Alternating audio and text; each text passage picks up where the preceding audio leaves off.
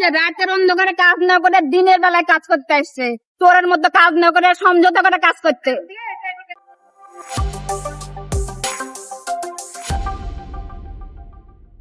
আমি Rajshahi new market এলাকাধীন বাসিন্দা।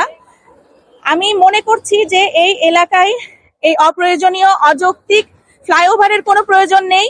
এই গত 2 দিন ধরে যে অবৈধভাবে যে কাজটা শুরু করা হয়েছে, এখানে কিন্তু আমরা বহুবার এই কাজগুলো বন্ধ করে দিয়েছি। আবারও জানি না কেন বা কারা এই কাজটা শুরু করার পরিকল্পনা করেছেন এবং এটাকে বাস্তবায়ন করতে চাচ্ছেন, কিন্তু আমরা এই অযৌক্তিক পরিকল্পনাকে কখনোই বাস্তবায়ন করতে দিব না। যার কারণে আমরা আজকে রাস্তায় নেমেছি, আমরা এলাকাবাসী সবাই রাস্তায় নেমেছি। আসলে আমরা এই কাজ যখন শুরু হয় আওয়ামী লীগের আমলে, ফ্যাসিস্টের আমলে, তখন থেকে আমরা বাধা সৃষ্টি করছি। 5 তারিখের 5 আগস্টের পর থেকে আমরা এটা দাবি আদায় জোরদার আন্দোলন শুরু করছি এবং এই পর্যন্ত যত কয়জন জেলা প্রশাসক ছিলেন প্রত্যেককে আমরা স্মারকলিপি দিছি, ইঞ্জিনিয়ারকে দিছি, বিআইডব্লিউডি, রোডসে, হেলথে প্রত্যেককেই দেওয়া হয়েছে এবং তারা মিটিং কল করছিলেন। তারা মিটিং কল করে লিখিত দেননি, কিন্তু তারা বলেছেন যে এই ফ্লাইওভার এখানে দরকার নাই, কারণ এখানে একটা পুরাতন ঐতিহ্য আছে নিউ মার্কেট এবং এই রাস্তাটা একটা কমার্শিয়াল জোন।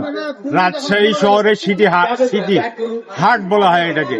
তো এইটা যদি আপনারা করতে চান, যেহেতু রাস্তা এখানে 45 ফিট, তো 45 ফিটে 16 ফিট বা 18 ফিট বা 30 ফিট প্রথমে করার কথা ছিল, সেটা প্ল্যান রিভাইজ করে ওরা 16 ফিট এনেছে।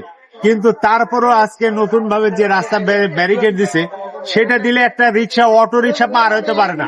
আমাদের পরিষ্কার দাবি হচ্ছে যে এটা অযৌক্তিক, অপ্রয়োজনীয় জনগণের অর্থের অপচয় হচ্ছে।